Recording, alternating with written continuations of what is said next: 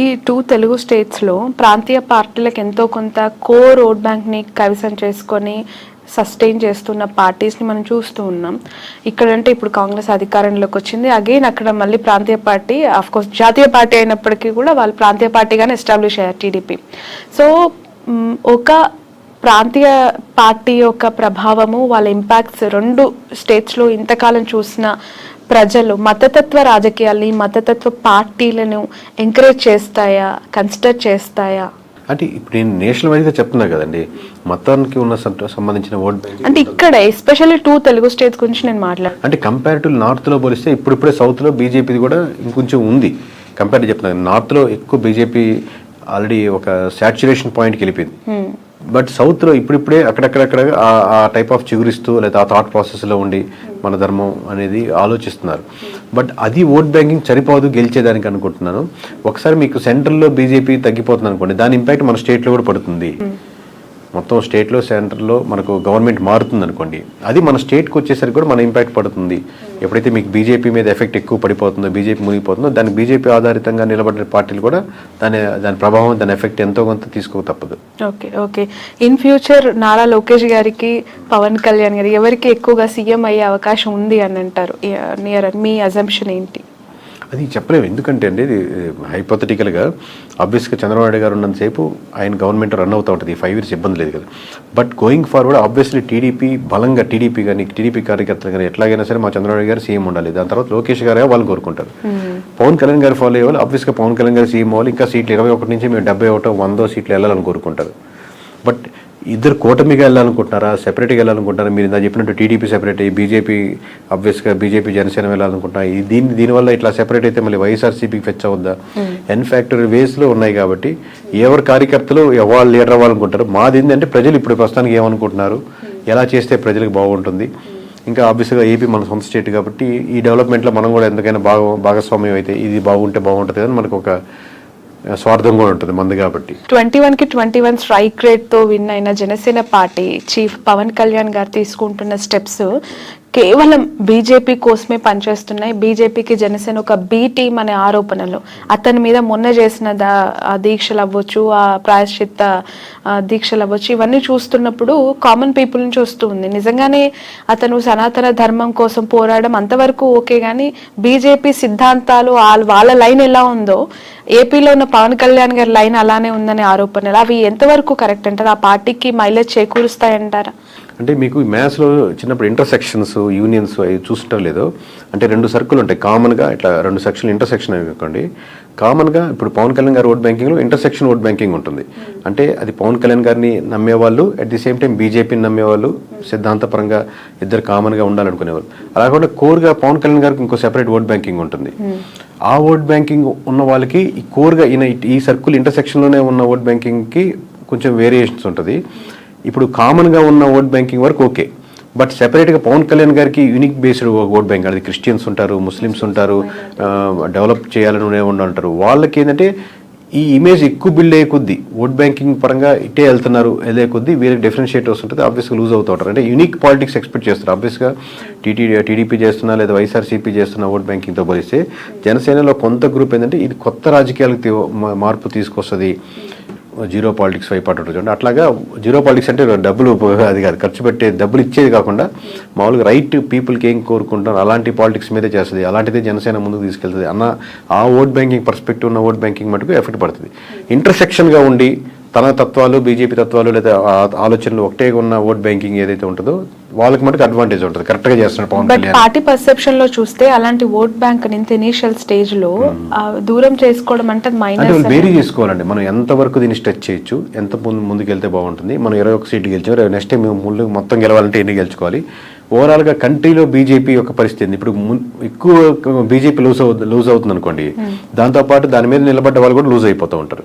So ఎప్పుడు a stand తీసుకోవాలి, ఎలా వెళ్తే బాగుంటుంది, ఎంత దూరం వెళ్తే బాగుంటుంది, ఏ ఇష్యూని ఎంతవరకు స్ట్రెచ్ చేయాలనేది చాలా జాగ్రత్తగా, ఎలాంటి అందులో సెన్సిటివ్ టాపిక్స్ వచ్చినప్పుడు చాలా జాగ్రత్తగా హ్యాండిల్ చేయాల్సి వస్తుంది any political party. Okay, political పార్టీస్ని ఫ్లోట్ చేసే సినిమా హీరోస్ యొక్క పొలిటికల్ సస్టైనిటీ ఎంతవరకు ఉంటుందంటారు? ఇక్కడ ఏపీలో పవన్ కళ్యాణ్ గారిది మనం చూసాము, ఆఫ్టర్ ఆల్మోస్ట్ 14.5 years తనకు ఒక మంచి విక్టరీ వచ్చేసింది. అక్కడ ఇప్పుడు అగైన్ మళ్ళీ మనం తమిళనాడులో విజయ్ గారి పార్టీ చూస్తూ ఉన్నాము. సో ఎట్లా ఉంటుందంటారు వాళ్ళ గ్రోత్? అంటే ఒక్కటండి, ఇప్పుడు ఎనీ పొలిటికల్ పట్ల వీళ్ళకి అడ్వాంటేజ్ ఉంటుంది. ఈ సినిమాలు చెప్పినట్టు చాలా రోజులుగా first day openings, first show openings వరకు ఉపయోగపడుతుంది. వన్స్ ఒకసారి గెలిచేసాక, ఇప్పుడు గెలిచే వరకు 14 సంవత్సరాలు అక్కడ విజయ్ గారు స్టార్ట్ చేస్తున్నారు, లేదా గెలవచ్చు, లేదా ఎంజీఆర్ కావచ్చు, ఎన్టీఆర్ గెలిచిన తర్వాత వాళ్ళు తీసుకునే నిర్ణయాలను బట్టి ఇంకా మళ్ళీ సినిమా స్టార్ ఓటేరు. ఇప్పుడు నేను రాజశేఖర రెడ్డి కొడుకుని అని చెప్పినప్పుడు ఫస్ట్ టైం ఉపయోగపడుతుంది, నెక్స్ట్ టైం రాజశేఖర రెడ్డి కొడుకుగా ఓటేరు. అంటే మీరేం చేశారు, లేదా అలాగే హీరోగా నేను అభిమానిస్తున్నాను, హీరోగా ఓటేసాను, నెక్స్ట్ టైం ఇంకా అది ఉపయోగపడదు. నెక్స్ట్ టైం మీరు ఏం చేయగలిగారు, ఏం చేశారు, ఏ నిర్ణయాలు తీశారు, నా మార్క్ ఆఫ్ పాలిటిక్స్ ఏంటి, అబ్బా ఇది పవన్ కళ్యాణ్ తీసుకున్న నిర్ణయం, ఇది తన బ్రాండ్, ఈ చేంజెస్ మటుకు తన వల్లే వచ్చాయి, తను లేకపోతే ఇది ఇంపాసిబుల్ కేసు అన్న పీపుల్లో చేంజెస్ ఏం కనపడుతున్నాయని బట్టి 21 నుంచి 41 వెళ్ళడమా, 71 వెళ్ళడమా, లేదా 21 కూడా తగ్గడమా అనేది ఆధారపడుతుంది. ఈ 2029 చాలా దూరంగా ఒకసారి ఆలోచించి క్వశ్చన్ ముందుగానే అడగాల్సి వస్తుంది. 2024 కంప్లీట్ అయిపోయింది. ప్రతిపక్షంలో జగన్మోహన్ రెడ్డి గారికి 40% ఓట్ బ్యాంక్ ఉందని ప్రతిసారి మాట్లాడుతూ ఉన్నారు. 29 సినారియో ఇదే కూటమి వర్సెస్ జగన్ గా ఉండబోతూ ఉన్నాయా ఎలక్షన్స్, లేదంటే Janasena will be back with BJP అయ్యే అవకాశం ఏమైనా కనిపిస్తుంది? చెప్పండి, చాలా లాంగ్ రన్ అండి. ఒకటి మటుకు ఫేవరింగ్ ఏంటంటే కాంగ్రెస్ చాలా బలపడుతుంది ఏపీలో కాదు, మొత్తం ఆల్ ఓవర్ ఇండియాలో. దాని ఇంపాక్ట్ అన్ని స్టేట్స్ లోనూ ఉంటుంది ఆబ్వియస్లీ. ఇప్పుడు బీజేపీకి 1% 2% ఉంది కదా, బీజేపీకి ఎవరు ఓట్లు వేస్తారు అనుకున్న స్టేజ్ కాడి నుంచి ఇప్పుడు ఎంపీలు కానీ ఎమ్మెల్యేలు కానీ గెలుచుకుని అసోసియేట్ ఉంటే బాగుంటుంది కదా అని ఉంటుంది. ఎందుకంటే ప్రతి స్టేటు సెంట్రల్లో గెలిచే పార్టీతో అసోసియేట్ అవ్వాలని కోరుకుంటూ ఉంటారు. Both are came from the ఒకే ఒక బ్రీడ్ నుంచి వచ్చిన వాళ్ళు, కాంగ్రెస్ కానీ వైఎస్ఆర్సీపీ కానీ. సో ఎంత కాంగ్రెస్ డెవలప్ అవుతా ఉంటే వైఎస్ఆర్సీపీకి తెలియకుండా డైరెక్ట్లీ ఆర్ ఇండైరెక్ట్లీ అంత ఫెచ్ అవుతూ ఉంటుంది.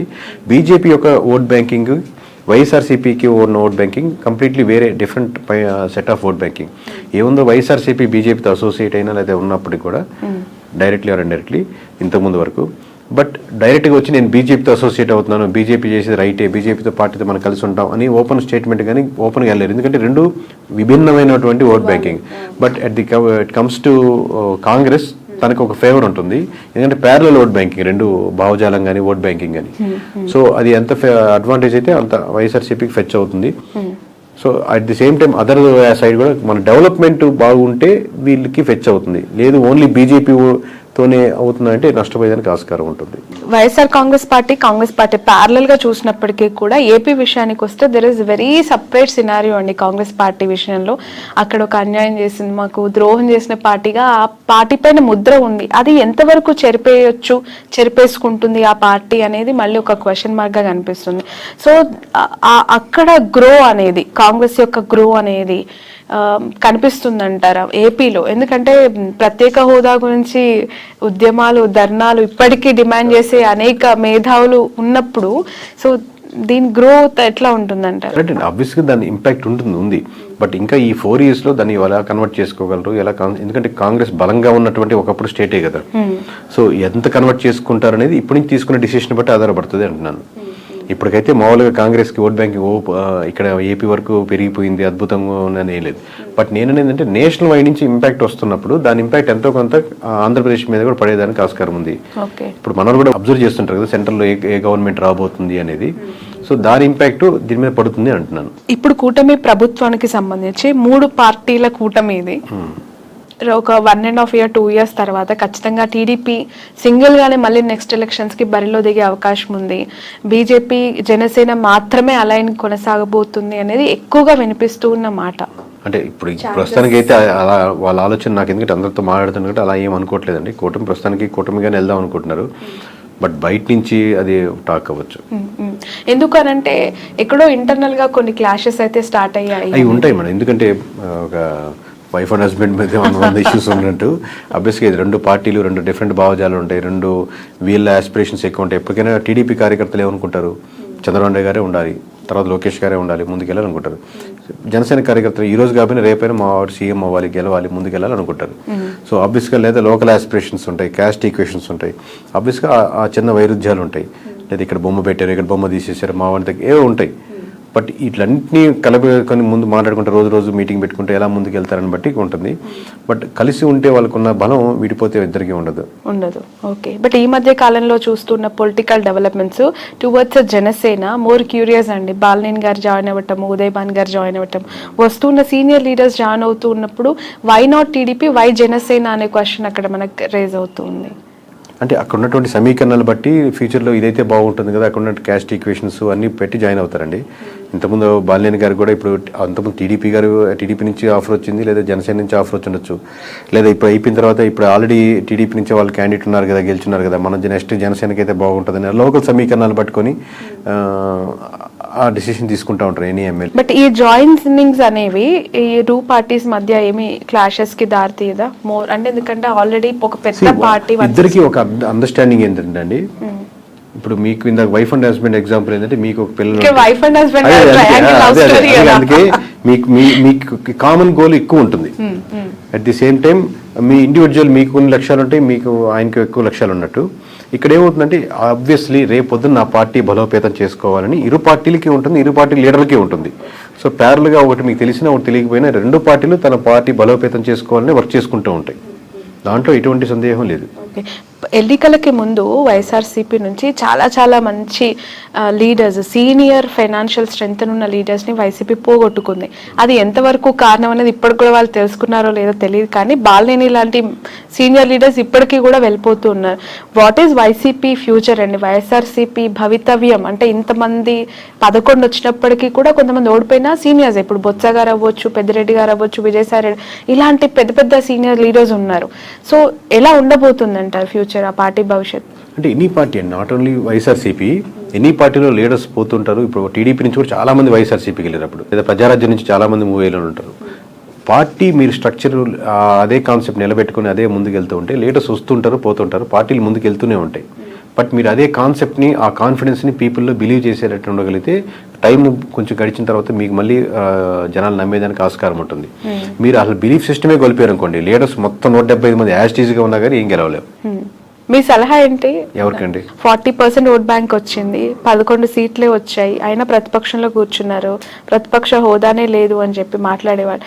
మీరు ఒక కేకే కన్సల్టెన్సీ నుంచి యాజ్ అ సీఈఓగా జగన్మోహన్ రెడ్డికి కావచ్చు, వైఎస్ఆర్సీపీకి కావచ్చు, వెళ్తాం అనుకునే లీడర్స్ కావచ్చు, వాట్ ఈస్ యువర్ అడ్వైస్? ఒక్కొక్క ఇండివిజువల్ ఎమ్మెల్యేకి ఒక్కొక్క నియోజకవర్గం బట్టి ఆబ్వియస్గా మేము ఇదే టెక్నికల్గా మేము ఇదే వాళ్ళ దగ్గర మనం చార్జ్ చేసి తీసుకొని అక్కడ వర్క్ చేసి సర్వే చేసి ఏది కరెక్ట్ ఉంటుంది, బాగుంటుంది, ఏది గెలిస్తే బాగుంటుంది అని చెప్తుంటాం.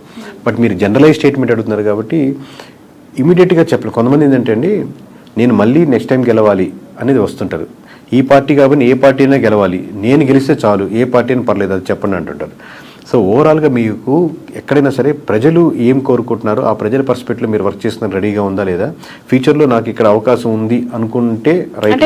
పార్టీ యాంగిల్ లో ఇది జనరలైజ్ స్టేట్మెంట్ చెప్పలేదు. అంటే జగన్ గారు ఏం చేస్తే ప్రతిపక్షంలో ఇంకా బెటర్ గా వాళ్ళు ఫైట్ చేయొచ్చు? ఎవరైనా అంటే ఇప్పుడు వీళ్ళు సిట్టింగ్ అన్న అపోజిషన్ ఒకటే, దీంట్లో ఏం పెద్ద ప్రిన్సిపల్లో ఏం తేడా లేదు. దీంట్లో మనం చెప్పేది గ్రౌండ్ రియాలిటీలో ఎటువంటి ఇష్యూస్ ఉన్నాయి, ప్రజలకు ఎక్కడెక్కడ మద్దతు కావాలి, ఏ వర్గాలకి నేను నిలబడాలి, అన్ని వర్గాల్లో నేను నాయకుడిగా నేను నిలబడాలి. నేను కాదు, నేను లీడర్స్ కాదు. లీడర్ ఎప్పుడు ఇంకా గొప్ప లీడర్ అవుతా అంటే మీరు ఎంతోమంది లీడర్స్ని రకరకాల సెక్షన్స్లో తయారు చేసినప్పుడు గొప్ప లీడర్ అవుతారు. అది ఇప్పుడు నేను రిక్రూట్ చేసుకుంటున్నాను, ఇప్పుడు మేము ఇంట్రెస్ట్ చేస్తా ఉన్నాను. ప్రతి ఇంటర్వ్యూలో నేను చూసుకునేది అంశం ఏంటంటే నాకంటే ఇతనికి లేదా అమ్మాయికి ఎక్కువ టాలెంట్ టెక్నికల్గా ఈ విషయంలో ఉందా, లేదా ఆల్రెడీ ఉన్న వాళ్ళకంటే ఎక్కువ టాలెంట్ ఉందా అని చూసుకుని లీడర్ అవుతాడు. నాకంటే ఎక్కువ టాలెంట్ ఉండకూడదు, నేనే లీడర్ ఉండాలి అనేది కంటే కూడా ప్రతి నియోజకవర్గంలో ప్రతి అంశంలో నాకంటే వాక్చాతుర్యంలో కానీ, మాట్లాడే విషయంలో కానీ, సబ్జెక్ట్ నాలెడ్జ్లో కానీ, మాట్లాడితే కరెక్ట్గా మాట్లాడే పర్సన్స్ కానీ, అంటే అపోజిషన్ కూడా చాలా టెక్నికల్గా మాట్లాడుతున్నాడు, చాలా రైట్ ఇతను, ఓన్లీ అరిచేసి ఏదో తిట్టేసినట్టు కాకుండా అలాగా టెక్నికల్ సబ్జెక్ట్ ఉండే లీడర్స్ని మీరు డెవలప్ చేయగలిగితే ఈ ఉన్న 4-5 సంవత్సరాల్లో మీరు మళ్ళీ గవర్నమెంట్ ఫామ్ చేయడానికో లేదా మీరు ముందుకు రావడానికో తేడా ఉంటుంది. కానీ ఇదే పద్ధతిలో వెళ్తే, ఇదే లైన్లో వెళ్తా ఉంటే మళ్ళీ మీకు కష్టమే. ఓకే.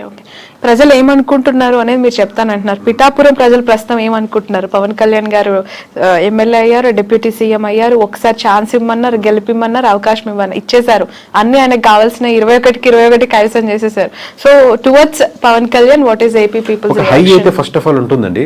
ఆబ్వియస్గా అందరూ పవన్ కళ్యాణ్ ఓట్లు వేసిన వాళ్ళు ఎవరైతే ఉన్నారో వాళ్ళకి ఆబ్వియస్గా మనం వేసిన పార్టీ గెలిచింది కాబట్టి ఒక హై ఉంటుంది.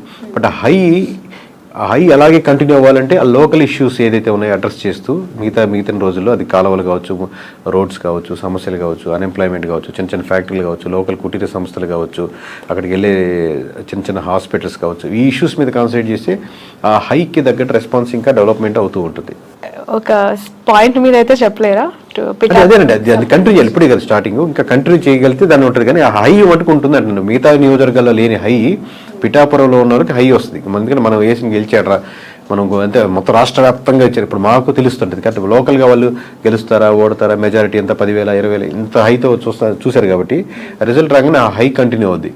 బట్ హై కంటిన్యూ అలాగే అవ్వాలి అంటే మీరు ఇష్యూస్ మీదే ఐడెంటిఫై చేసి వర్క్ చేయాలి. ఓకే సార్, మీకు ప్రెషర్ ఎంతవరకు ఉంటుంది ఈ సర్వీస్ అని చేస్తూ ఉన్నప్పుడు? ఎందుకనంటే ఒక ఇంటర్వ్యూ చేస్తే మాలాంటి వాళ్ళ మీదనే బురద జల్లే ప్రజలు, లేదంటే అలాంటి పీపుల్ మనం సొసైటీలో యాజ్ ఆఫ్ చూస్తూ ఉన్నాం.